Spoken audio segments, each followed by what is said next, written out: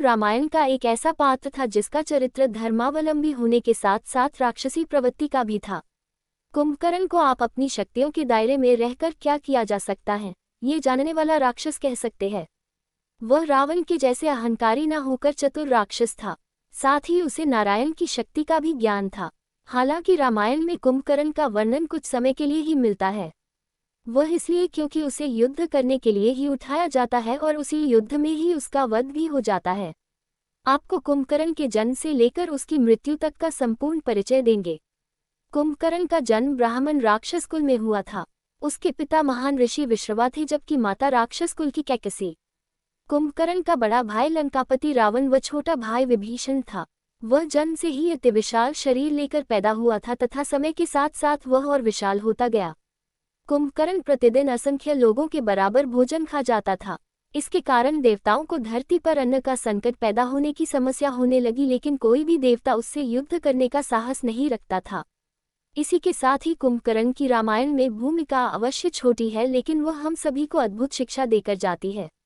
दरअसल कुंभकर्ण का युद्ध करना और उसमें उसका वध हो जाना एक अलग चीज है, लेकिन उससे पहले उसका अपने दोनों भाइयों रावण और विभीषण से हुआ संवाद बहुत ही महत्वपूर्ण है।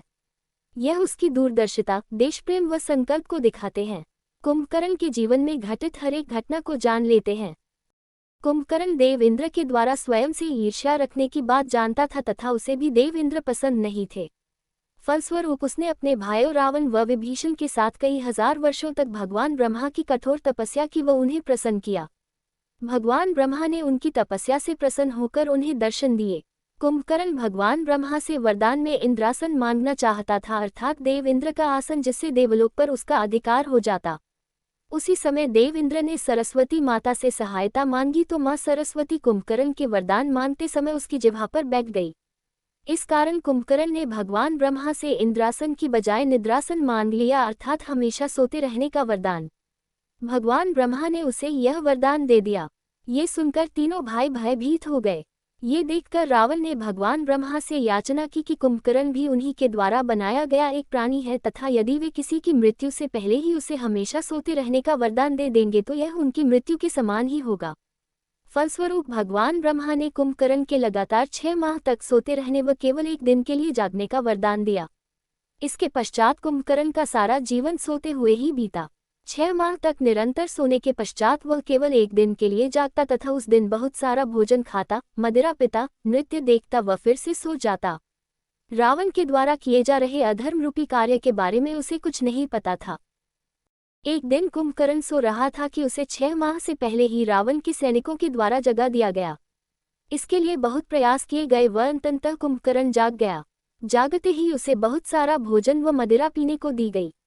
इसके बाद कुंभकर्ण ने स्वयं को समय से पहले जगाने का औचित्य पूछा तो उन्होंने इसे महाराज रावण का आदेश बताया। कुंभकर्ण भोजन करने के पश्चात रावण से मिलने उसके भवन की ओर निकल पड़ा। रामायण में कुंभकर्ण की कहानी की शुरुआत यहीं से होती है। आइए जाने तब दोनों भाइयों के बीच क्या बातचीत हुई थी। जब कुंभकर्ण रावण से मिला तो उसे सब घटना का ज्ञान हुआ। रावण ने उसे बताया कि किस प्रकार उसने माता सीता का हरण कर लिया है। श्री राम ने वानर सेना के साथ लंका पर चढ़ाई कर दी है। युद्ध में रावण के कई योद्धा व भाई बंधु मारे जा चुके हैं।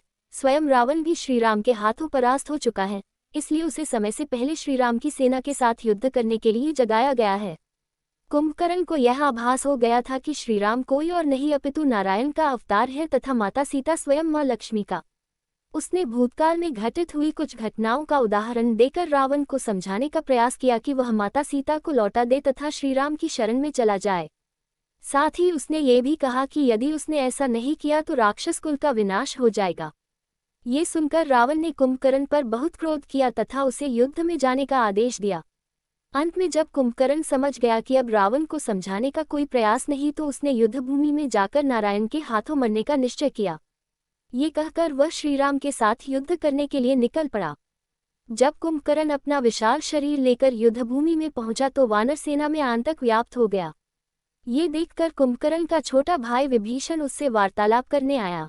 उसने कुंभकर्ण को श्रीराम की सेना के साथ मिलकर धर्म का साथ देने को कहा। तब कुंभकर्ण ने अपना धर्म अपने भाई व लंका के राजा के लिए लड़ना बताया। उसने विभीषण को भी गलत नहीं कहा तथा उससे कहा कि वह अपने धर्म का पालन कर रहा है। उसने विभीषण का श्रीराम की सेना के साथ मिलकर युद्ध करने का प्रस्ताव ठुकरा दिया तथा युद्ध करने के लिए आगे बढ़ गया। इसके बाद कुंभकर्ण ने वानर सेना में भीषण तबाही मचा दी। वह वानरों को अपने पैरों तले कुचलता हुआ आगे बढ़ रहा था, वह उन्हें चबाकर खा रहा था।